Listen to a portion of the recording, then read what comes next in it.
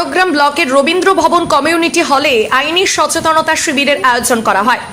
রবিবার এই শিবিরে উপস্থিত ছিলেন মুর্শিদাবাদ জেলার জর্জ ভাস্কর ভট্টাচার্য, খড়গ্রাম ব্লকের সমষ্টি উন্নয়ন আধিকারিক মিলনী দাস সহ একাধিক এলাকার জনপ্রতিনিধিরা।